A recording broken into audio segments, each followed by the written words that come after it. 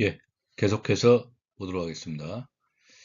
자, 보호무역을 하는 이유로서 이번에는 경제적인 측면입니다. 그 경제적인 측면에서 보호무역을 하는 이유를 제시하고 있습니다. 우리 수업 교재에서는 두 가지를 제시하고 있어요. 하나는 유치산업 보호론이라는 것과 그 다음에 두 번째는 전략적 무역정책이다. 두 가지 이론을 제시하고 있습니다. 즉, 경제적 측면에서 보호무역을 해야 된다는 그러한 이유로서 유치산업 보호론이라는 것과 전략적 무역정책이라는 것 두 가지를 제시하고 있습니다. 자, 수업 교재의 그 경제적인 측면에서의 보호무역 이유에 대해 설명하고 있는 것을 한번 살펴보도록 하겠습니다. 자, 그 우리가 국제무역 이론 중에서 현대무역 이론으로서 신무역 이론이라는 게 있었죠. 그 신무역 이론과 관련돼서 나오는 그 어떤 무역 정책 이론이 전략적 무역 정책 이론입니다. 그래서 신무역 이론과 전략적 무역 정책의 개발에 따라서 정부 개입을 지지하는 경제적 주장들은 최근에 다시 주목을 받고 있다. 1980년대 초반까지 대부분의 경제학자들은 정부의 개입은 별로 이익을 가져다 주지 못한다고 주장하면서 자유무역 정책을 강력히 옹호하였다. 그러나 이러한 관점은 전략적 무역 정책의 개발에 따라 일부 수정되었다. 하지만 다음 절에서 논의하듯이 여전히 자유무역을 고수하는 것이 유리하다는 강력한 경제적 논리가 존재한다. 이렇게 되어 있습니다. 처음에 경제적 측면에서의 그 보호무역의 이유입니다. 그걸로 나오는 유치산업보호론이라는 것입니다. 자, 이거는 여기서 유치라는 말인데 이 말은 조금 어려운 말이에요. 한국어로 조금 어려운 말인데 우리가 유치원이죠, 유치원. 한국에서 유치원이다. 한국에서 유치원이라 그러면 한국에서 초등학교 들어가기 전에 나이에 아이들이 다니는 학교가 유치원인데 그때 유치원 할 때 유치가 같은 의미의 한국어입니다. 그러니까 어린애란 거예요, 어린애. 어린아이. 어린아이들이 다니는 학교가 유치원이죠. 마찬가지로 산업도 어린아이들이 다니는 학교가 유치원인 것처럼 산업도 마치 어린아이처럼 아직 발전하지 못한 산업은 유치산업입니다. 유치산업. 그러한 어린아이 같은 아직 발전하지 못한 유치산업은 보호돼야 된다는 거예요. 정부가 보호를 해줘야 됩니다. 그래서 우리가 유치원에 다니는 어린아이가 성장하면 어른이 되듯이 우리가 산업도 어떻게 돼요? 산업도 유치산업이죠. 아직 어린아이 같은 그러한 산업도 성장해서 글로벌 시장에서 외국 기업들과 경쟁할 수 있는 그러한 기업, 산업이 될 때까지 정부가 보호해줘야 된다는 거예요. 그러한 이론이 유치산업 보호론이고 보호무역의 아주 강력한 경제적 측면에서 이론이라고 할 수 있습니다. 즉, 산업이 발전하여 독자적으로 국제적인 경쟁력을 갖출 수 있을 때까지 보호되어야 한다. 그 산업은 정부에 의해서. 그러한 주장이 유치산업 보호론입니다. 영어로 하면은 Infant Industry Argument라고 하는 거죠. 자, 이 내용을 우리 속교재에 있는 내용으로 한번 살펴보겠습니다.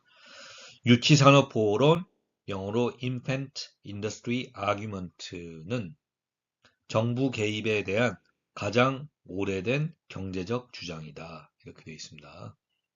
이는 1792년 알렉산더 해밀턴에 의하여 제시되었습니다. 그의 주장에 따르면 많은 개발도상국들이 제조업 분야에서 잠재적인 비교 우위를 지니고 있으나 그들의 새로운 제조업은 이미 확립된 선진국들의 제조업과 경쟁하기가 어렵습니다. 따라서 개발도상국의 제조업이 국제 경쟁력을 갖출 만큼 충분히 성장하기 전까지는 정부가 잠정적으로 신규 산업들에 대해서 지원을 해야 한다는 것입니다. 지원의 형태는 관세, 수입 쿼터, 보조금 이런 것이 될 수가 있다는 것입니다. 이러한 유치산업 보호로는 지난 50년간 개발도상국 정부로부터 큰 호응을 받았으며 그에 따라 가트, 관세와 무역에 관한 일반 협정 같은 국제 간의 어떤 무역 거래에서도 유치산업 보호론을 보호주의의 보호무역의 정당한 이유로 인정하기에 이르렀습니다. 이렇게 돼 있어요. 그러니까 상당히 설득력이 있다는 거예요. 그러니까 국내 산업이 국내의 어떤 아직 어린아이 같이 초기의 산업이 글로벌 시장에서 경쟁력을 갖출 때까지 정부가 그런 산업을 보호해줘야 된다는 겁니다. 다른 말로 하면 그 산업에 국내 산업에 과 경쟁할 수 있는 그런 외국의 제품들이 수입되는 것을 막아줘야 된다는 거죠. 상당히 설득력이 있다. 설득력이 있습니다. 하지만 이러한 유치산업보호로는 상당한 설득력이 있지만은 한계도 있다는 거지. 비판도 받는다는 것입니다. 그 비판이 대표적으로 두 가지인데 수업 교재에 나온 내용을 교수님이 소개 드리겠습니다. 우리 슬라이드에 요약되어 있습니다만은 그러니까 유치산업보호론이 상당히 설득력이 있어요. 보호무역의 이유로 상당히 설득력이 있지만 한계도 있다는 것입니다. 자, 첫 번째는 국제 경쟁으로부터 국내 산업, 국내 제조업을 보호하는 것은 그러한 보호가 자국 산업의 효율성을 높이는 것에 기여하지 않는 한 아무런 도움이 되지 않는다는 것입니다. 역사적으로 정부의 보호는 국제적으로 경쟁력 있는 산업을 육성하는 데 대부분 실패하였습니다.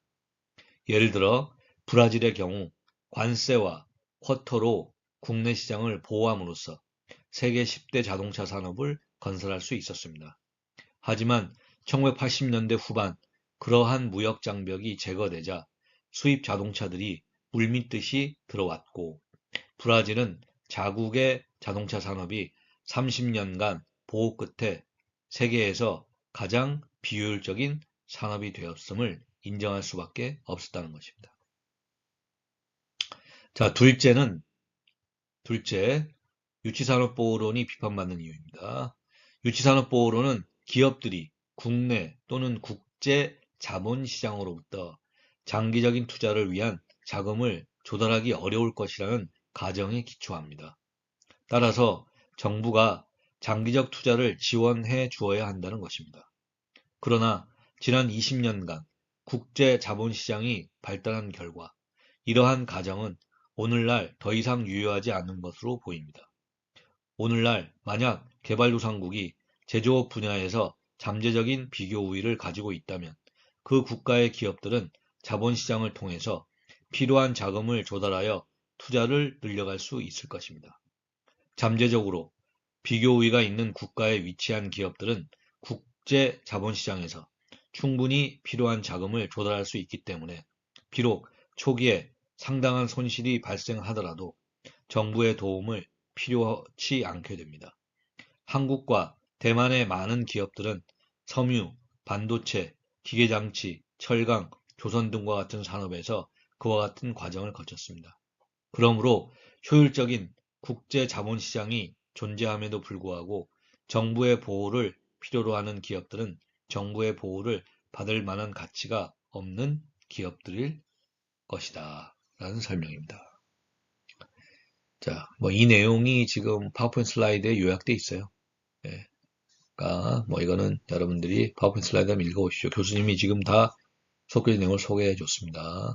하지만은 상당히 설득력은 있죠. 이 유치산업보호론이라는 것이 보호무역의 이유로. 하지만 여러 가지 비판도 있다는 거예요. 한계도 있습니다. 아까 수업 교재 내용을 교수님이 소개해 줬고 지금 슬라이드에 두 가지로 제시하고 있습니다. 그래서 아주 강력한 경제적인 이유로 보호무역에 유치산업보호론이라는 것이 있다는 걸 설명드렸습니다. 자, 그 다음에는 조금 더 어려운, 좀 생소한 그러한 이론인데, 전략적 무역 정책이라는 것입니다. Strategic Trade Policy라는 거예요. 그래서 뭐 이 내용이 무엇이고 그 한계가 무엇인지는 어, 수업 교재 내용을 교수님이 천천히 한번 소개해 드리는 걸로 그 마치겠습니다. 뭐 교수님이 장황하게 설명하기보다는 그래서 이 전략적 무역 정책이라는 것도 왜 정부가 보호무역을 하느냐 거기에 대한 어떤 경제적인 근거, 경제적인 이유로 제시되는 이론이라고 합니다. 전략적 무역 정책. 그래서 수업 교재 내용을 교수님이 천천히 소개해 드릴 테니까 한번 잘 들어보십시오.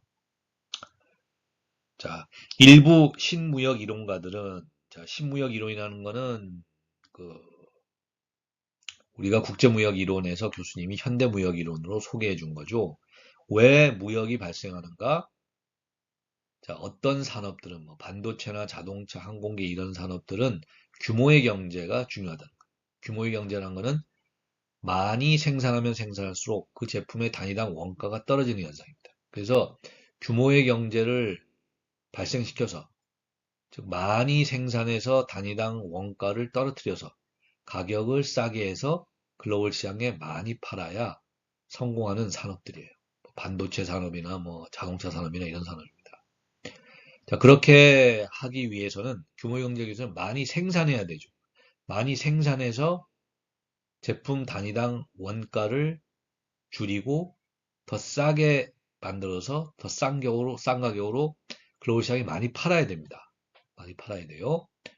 그렇게 하고 그런 규모의 경제가 중요한 그런 산업들은 보통 그러한 사업을 시작하기 위한 초기 처음에 설비 투자라든지 공장 건설이라든지 이런 거에 굉장히 큰 규모의 비용, 규모의 투자가 필요합니다. 따라서 그러한 초기에 그런 큰 규모나 그러한 비용, 투자 이런 거를 만회하기 위해서 거기에 들어간 돈을 다시 걷어들이기 위해서도 어떻게 돼요?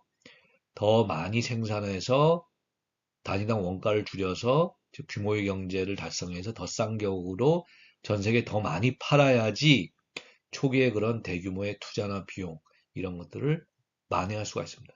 돌려받을 수가 있어요. 그렇기 때문에 많이 만들어서 많이 팔아야 돼요. 그런 자동차 산업이나 뭐 반도체 산업이나 이런 산업들. 규모의 경제가 중요한 산업들. 그렇기 때문에 국내 시장, 내수 시장, 그 국내 시장의 규모만 가지고는 그 많이 만들어야 되는 것, 그렇게 하고 많이 팔아야 되는 것, 그걸 감당하지 못한다는 겁니다. 결국 국내 시장 말고 해외 시장에 팔 수밖에 없고, 그게 곧 수출이 되는 거죠. 그렇기 때문에 수출이 발생한다는 거예요. 무역이 발생한다는 것입니다. 이게 신무역 이론의 첫 번째 그 주요 내용이고, 두 번째 주요 내용은 뭐냐면은, 그러한 규모의 경제가 중요한 뭐 그러한 산업들 중에서 일부 산업들 같은 경우에는 규모의 경제가 중요한데 또 그러한 그것에서 만들어지는 제품을 그 수요하는 거죠.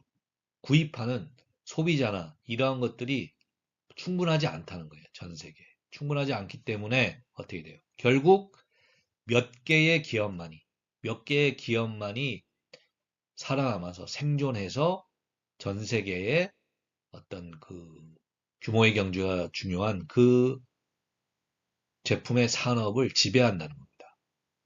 뭐 대표적인 게 자동차, 반도체, 그 다음에 뭐 항공기 이런 거죠. 그렇게 기업 수가 많지가 않다는 거예요. 많지가 않죠. 우리가 동네에 있는 빵집이라든지 뭐 이렇게 흔하지가 않아요. 자동차 같은 경우 각 국가마다 몇 개 기업들만 있고 항공기도 그렇고 반도체도 그렇고 그렇습니다. 그러니까 이러한 산업들은 몇 개 기업들만이 전 세계 수요를 충당하고 있고 매출을 올리고 이익을 올리고 있다. 규모의 경제를 달성하면서. 자, 그렇기 때문에 이러한 산업들의 몇 개 생존하는 기업에 해당되는 그러한 기업을 갖고 있는 국가인 경우에는 국가 경제에 크게 기여할 수가 있다는 거예요. 그러한 기업들이. 전 세계적으로 몇 개 기업만이 생존하고 있고 그 기업들이 전 세계 수요를 거의 다 충당하고 있기 때문에 많은 매출과 이익을 많은 매출액과 높은 매출액과 높은 이익을 달성할 수가 있다는 거예요. 그러한 기업으로서 생존할 수만 있다면 그러한 산업에서. 그래서 정부 입장에서는 그러한 산업에 그러한 기업을 국내 기업을 갖고 있다면 국가 경제에도 크게 기여가 되는 거죠. 그래서 그러한 산업, 그러니까 규모의 경제가 중요하지만 한편으로 또 전 세계 수요도 어느 정도 한정돼 있어서 몇 개 기업만이 그 산업을 지배하고 있는 그러한 산업들, 자동차, 반도체, 뭐 항공기 이런 산업에서 그런 생존하는 그러한 기업들이죠. 그러한 기업들을 정부가 육성해서 갖고 있을 수만 있다면 국가 경제에 크게 기여할 수가 있기 때문에 정부가 전략적으로 그러한 기업들을 육성한다는 겁니다. 육성해요.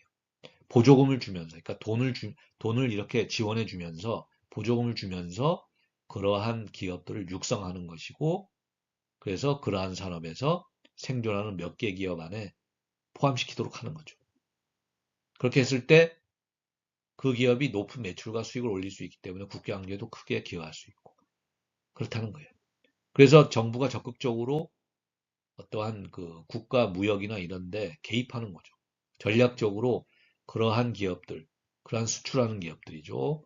그런 규모의 경제가 중요하지만 전 세계 수요가 한정돼 있어서 몇 개 기업만이 생존하고 몇 개 기업만이 높은 매출과 수익을 올리는 그런 산업에 우리나라의 특정 기업이 있을 수 있도록 우리나라 국내 기업들을 키워주는 겁니다. 육성하는 거예요. 많은 보조금, 돈도 주고 이렇게 하면서 그래서 이러한 산업의 제품들을 전 세계에 수출하고 거의 몇 개 기업들만이 거의 과점하고 있는 거죠. 몇 개 기업들만이 지배하고 있는 그런 거에 포함시키려는 거예요. 이러한 게 전략적 무역 정책입니다.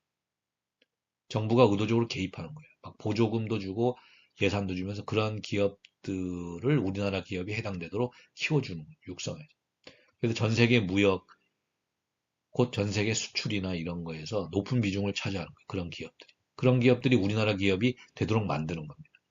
이런 게 전략적 무역 정책이라고 할 수 있어요. 핵심 내용이 그겁니다.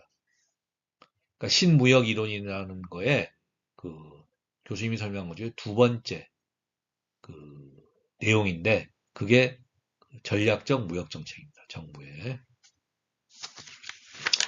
뭐 그런 내용이고요. 예, 뭐 이런 내용이 쭉 돼 있습니다. 예. 교수님은 천천히 한번 수업 교재 내용을 읽어보겠습니다. 네, 이 정도 교수님이 설명한 거고요. 나머지는 수업 교재 내용을 읽어보는 것으로서 마치죠, 이 부분은. 자, 그래서 일부 신무역 이론가들은 전략적 무역 정책을 주장한다. 교수님이 설명했습니다. 이거는 우리 6장에 살펴본 거죠. 자, 신무역 이론을 논의하면서 이 정책의 기본적인 내용을 살펴보았다. 신무역 이론에 따르면 규모의 경제가 상당히 큰 산업들인 경우 세계 시장에서 소수의 기업들만이 살아남을 수 있다. 어떤 국가들이 특정 제품의 수출에서 주도적인 위치를 점하고 있는 이유는 그 제품의 생산에서 선도 기업 우위, 퍼스트 무버 어드밴티지, 처음 진입한 기업이죠. 처음 진입한 기업, 선도 기업 우위를 구축한 기업들을 보유하고 있기 때문일 수 있습니다. 상업용 항공기 산업에서 보잉이 장기간에 걸쳐 우위를 점하고 있는 이유는 그 제품의 생산에서 선도 기업 우위를 구축한 기업들을 보유하고 있기 때문일 수 있습니다. 상업용 항공기 산업에서 죄송합니다. 미안합니다. 한 번 더 보겠습니다. 상업용 항공기 산업에서 보잉이라는 미국 회사가 장기간에 걸쳐 우위를 점하고 있는 것도 이러한 요인들의 영향이 큽니다. 전략적 무역 정책, Strategic Trade Policy에 대한 주장은 크게 두 부분으로 이루어져 있습니다. 첫째, 만일 정부가 적절한 정책을 통해서 선도기업 우위가 중요한 산업의 자국 기업들을 외국 기업에 앞서 진입시킬 수 있다면 이는 국민 소득 향상에 기여할 수 있습니다. 그러므로 전략적 무역 정책에 따르면 정부는 새로 부상하는 유망한 산업에 진입하려는 자국 기업들에게 보조금을 지급할 필요가 있습니다. 이 주장에 찬성하는 사람들은 보잉이라는 회사가 새롭게 부상하는 여객용 제트기 산업에서 주도권을 장악할 수 있었던 것은 미국 정부가 1950년대와 1960년대에 걸쳐 이 회사에 연구개발비를 지원해 주었기 때문이라고 지적합니다. 보잉의 최초 민간 항공기인 707 기종은 군용 비행기를 기초로 개발되었습니다. 일본이 노트북 컴퓨터에 사용되는 액정 디스플레이 LCD 산업을 선점한 이유에 대해서도 이와 비슷한 주장이 제기되었습니다. LCD 기술은 미국에서 처음 개발되었지만 일본 정부는 이 산업을 육성한다는 목표를 설정하고 자국의 주요 전자회사들과 협력하여 1970년대 말부터 1980년대 초까지 이 기술의 상용화를 위한 공동 연구를 지원했습니다. 그 결과 LCD 산업에서 선도 기업 우위를 획득한 것은 미국 기업이 아니라 일본 기업들이 되었습니다. 전략적 무역 정책에 입각한 두 번째 주장은 외국 기업들이 선점에 의해 형성된 진입 장벽을 자국 기업들이 뛰어넘을 수 있도록 정부가 지원해야 한다는 것입니다. 이러한 주장은 보잉의 주요 경쟁자인 에어버스가 정부 지원을 받게 되는 근거가 되었습니다. 에어버스는 1966년 영국, 프랑스, 독일, 그리고 스페인에 각각 소재한 네 회사의 제휴 형태로 출범하였습니다. 에어버스가 1970년대 중반 생산을 개시할 당시 세계 민간 항공기 시장에서의 시장 점유율은 5% 미만이었습니다. 그러나 2006년에 이르러 에어버스는 시장 점유율을 45%까지 끌어올리며 보잉이 오랫동안 누려왔던 시장 지위를 위협하고 있습니다. 에어버스는 어떻게 그 같은 성공을 거둘 수 있었을까? 미국 정부는 영국, 프랑스, 독일, 그리고 스페인 정부들로부터 지급된 150달러 상당의 보조금 때문이라고 설명합니다. 그러한 보조금이 없었다면 에어버스는 세계 시장에 진입할 수 없었을 것입니다. 만일 이러한 주장들이 옳다면 국제무역에 대한 정부의 개입은 합리적인 근거를 가지게 됩니다. 정부는 미래의 유망한 기술들을 목표로 설정하고 그러한 기술들을 상용화하기 위한 연구개발 노력을 보조금 지급을 통하여 지원해야만 합니다.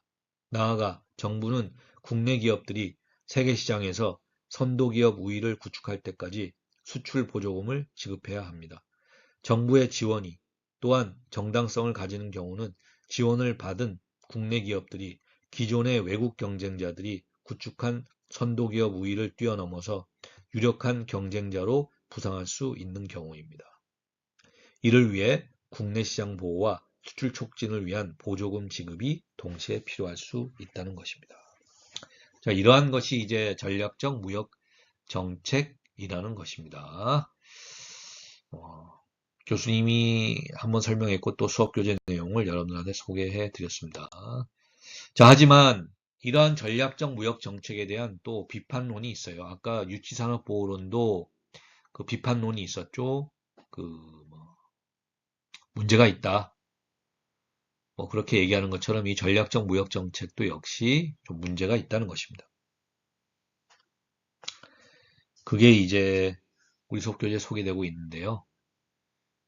파워포인트 슬라이드로 교수님이 간단히 요약해놨는데 그 상대국으로부터 그러니까 이러한 이제 규모의 경제가 매우 중요한 산업인데 이제 몇 개 기업만이 생존해서 전 세계 수요를 지배하는 그러한 산업인 경우에 그 몇 개 기업을 갖고 있는 각 국가들이죠. 몇 개 국가들이 서로 이제 경쟁하는 체제잖아요. 그때 이제 그런 몇 개 국가에 해당되는 다른 국가로부터 무역 보복을 당할 수가 있다는 거예요. 이 전략적 무역 정책을 실행하다가. 그리고 두 번째는 이제 그러한 이제 특정 산업이죠. 특정 산업의 기업들. 그러니까 국가 전체의 이익이 아니고 그 특정 산업이죠. 그 특정 산업에 속하는 기업들입니다. 국내 기업들의 어떤 이익, 그런 특정 이해 집단의 이익에 휘둘리거나 치우칠 수가 있다는 거예요. 전체 어떤 국가 경제 이익이 아니고 이러한 그 두 가지 측면에서 그 좀 한계가 있고 비판받는다. 뭐 그런 내용입니다. 핵심적인 내용은. 그래서 수업 교재 내용을 한번 살펴보도록 하겠습니다. 조금 어려울 수 있는데 여러분들이 뭐 이해하시는 범위 내에서 정리하도록 하세요. 자, 그래서 전략적 무역 정책에 대한 약간 비판적인 관점입니다. 신무역 이론가들이 제시한 전략적 무역 정책은 국제 무역에 대한 정부 개입이 경제적으로 정당화될 수 있음을 제시합니다. 정부 개입이 이론적으로 정당화될 수 있다면 자유무역을 옹호하는 아담 스미스나 데이비드 리카르도의 고전적 무역 이론들은 도전을 받게 됩니다. 정통 경제학 이론에 대한 도전에 대응하여 신무역 이론의 개발에 기여한 폴 크루그먼을 포함한 여러 경제학자들은 전략적 무역 정책이 비록 이론상으로 매력적으로 보이지만 현실 세계에서는 제대로 추진되지 못할 것이라고 주장하였습니다.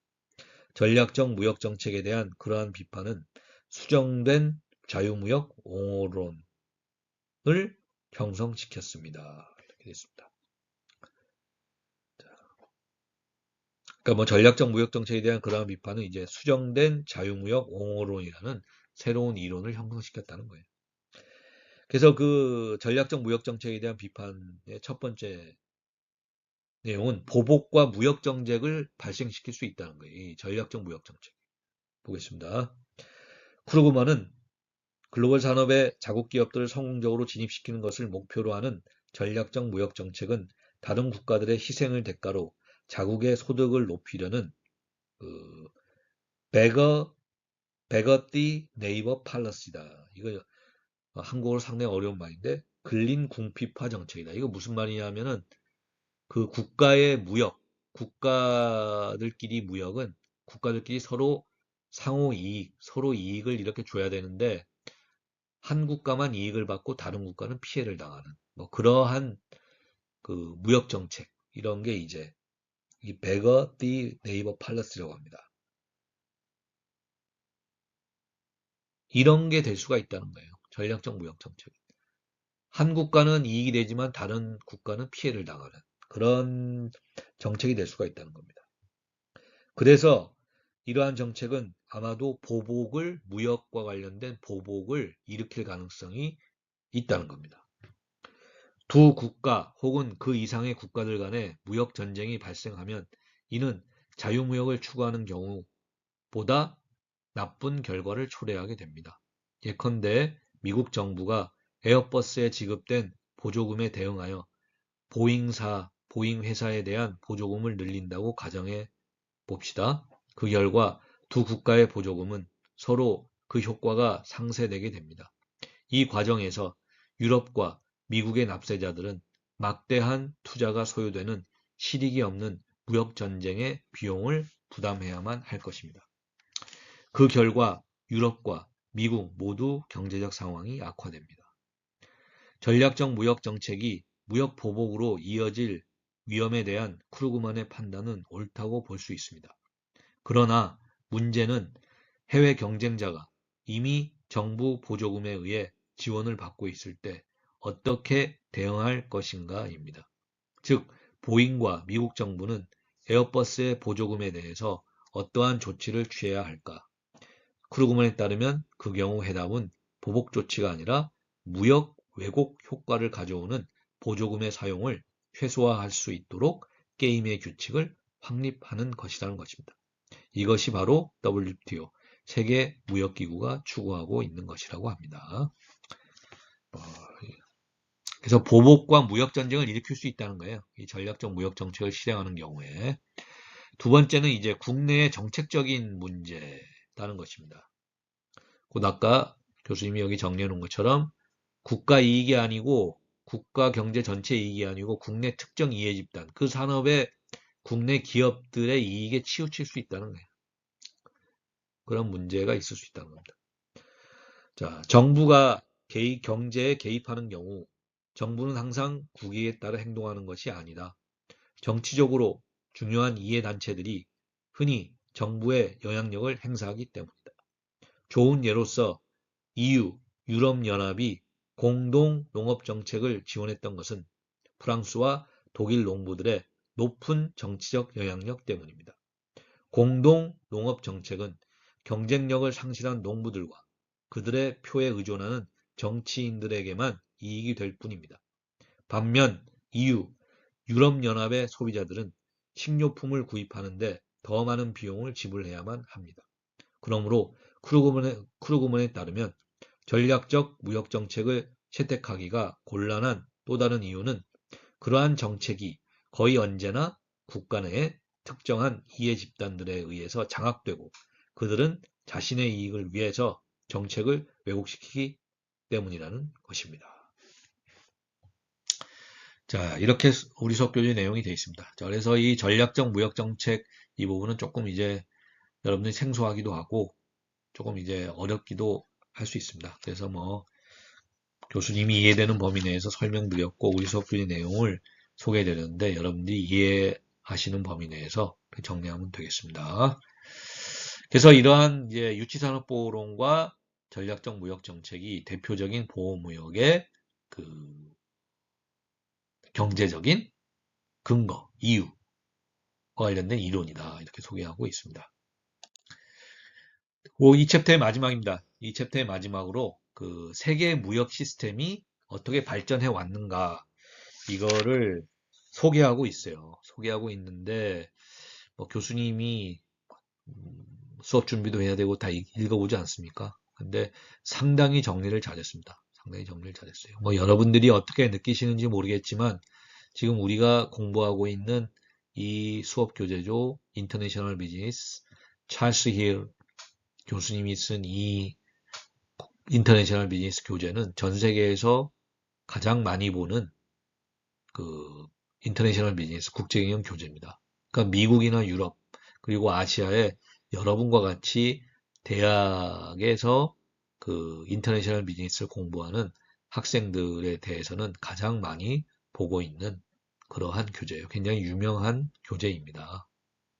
여러분들이 그래서 뭐 그러한 명성에 그 걸맞게 한국어로 그러니까 그러한 유명한 명성이 왜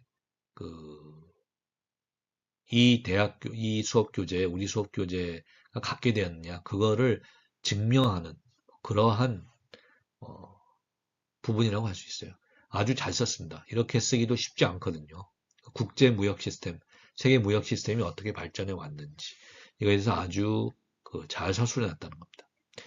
그래서 뭐 전반적인 그 목차죠. 전반적인 내용, 타이틀만 이렇게 보면 첫 번째 아담 스미스에서 대공황에 이르기까지, 두 번째 1947년에서 1979년 가트 관세와 무역에 관한 일반 협정, 무역 자유화 그리고 경제 성장. 그다음 세 번째 1980년에서 1993년 보호무역주의의 대두, 네 번째 우루과이 라운드와 세계무역기구, 그 관련해서 세계무역기구 WTO의 그 형성, 설립, 그 다음에 다섯 번째 WTO 세계무역기구 지금까지의 현안들, 그래서 첫 번째 세계경찰로서의 역할, 두 번째 자유무역협정의 확대, 그 다음에 여섯 번째로 WTO 세계무역기구의 미래, 미해결 과제 및 도하 라운드. 여기 도하 라운드라는 거는 도하라는 도시에서 무역 협상이 이루어진다는 거예요. 무역과 관련된 규정 이런 것 관련 협상이 이루어진다고 해서 도하 라운드입니다. 그래서 이제 여섯 번째 WTO의 미래 미해결 과제 및 도하 라운드라고 해서 첫 번째 반덤핑 조치, 두 번째 농업 분야의 보호무역주의, 세 번째 지적재산권 보호, 네 번째 비농업 분야와 서비스 분야의 시장 개방, 다섯 번째 새로운 협상 도하 라운드. 도하라는 도시에서 이루어지는 그 무역과 관련된 규제 관련된 라운드 협상이라는 거죠. 그 다음에 일곱 번째 다자간 또는 상호무역협정, 여덟 번째로 위기에 처한 세계무역 시스템. 이렇게 해서 이런 타이틀 제목으로 해서 국제무역 시스템, 세계무역 시스템이 어떻게 형성되어 왔고 매 시기마다 어떠한 것들이 중요한 이슈였고 그리고 최근에 어떠한 그 국제무역 시스템의 상황은 어떤가 이러한 거를 아주 잘 정리해서 서술해 놨습니다. 이렇게 정리해서 서술을 하기도 쉽지 않은데 잘 썼다는 거예요. 교수님 봤을 때는. 그리고 우리가 지금 뭐 미국의 도널드 트럼프 대통령의 관세 정책이죠. 관세 전쟁. 이런 뉴스가 뭐 세계 뉴스를 지금 뭐 다 거의 지배하다시피 하는데 뭐 그런 거가 왜 일어나고 뭐 어떤 식으로 바라봐야 되고 어떻게 해결될 것인가 그런 걸 이해하는 데도 아주 도움이 되는 뭐 그러한 그 내용입니다. 그러니까 역사적으로 국제무역 시스템이 어떤 식으로 형성됐는가 그거를 잘 서술해 놨어요. 자, 그래서 관련 내용이 그러니까 그 세계의 어떤 무역 시스템, 국제무역 시스템이 어떻게 형성됐는지, 매 시기마다 주요한 이슈는 뭐였고, 현재는 주요 이슈가 뭐고, 그리고 현재 이러한 국제무역 시스템에 나타나고 있는 도전, 어려움들은 무엇인가, 이런 거에 대해서 아주 잘 정리해서 서술해 놨습니다. 그래서 교수님이 키움보드죠. LMS 공지사항에 이 수업 교재의 이 세계 무역 시스템의 발전 혹은 국제 무역 시스템의 발전 부분을 뭐 교육적인 목적에서 파일로, 그러니까 스캔해가지고 파일로 첨부하여 공지했으니까 한번 꼭 읽어보시길 바랍니다. 수업 교재가 없는 학생들이 적지 않은 것 같아가지고 교수님이 그 해당 수업 교재 부분을 좀 스캔해가지고 파일로 첨부해서 공지했으니까 어디까지나 교육적인 목적입니다. 교육적인 목적에서 꼭 읽어보시기 바랍니다. 네, 교수님이 그 세계 무역 시스템, 국제 무역 시스템의 발전 부분을 하나하나 자세하게 설명하진 않습니다. 자세하게 설명하는 것보다 수업 교재가 워낙 잘 서술하고 설명을 잘 해놔가지고 그 수업 교재 내용을 한번 읽어보세요. 읽어보시면은 아주 도움이 될 것입니다. 자, 그러면 이 정도로 해가지고 이번 주 그 국제경영 그 강의 동영상은 이 정도로 해서 마치도록 하겠습니다. 그래서 뭐 그 지난 주들과 마찬가지로 여러분들이 그 복습 메모죠. 강의 동영상에 있는 강의 동영상에서 교수님이 설명한 그 내용들에 대한 간단한 간략한 복습 메모를 작성해서 제출해 주세요. 자, 이번 주도 국제경영 강의 동영상 보느라고 여러분들 모두 수고하셨습니다. 예, 감사합니다.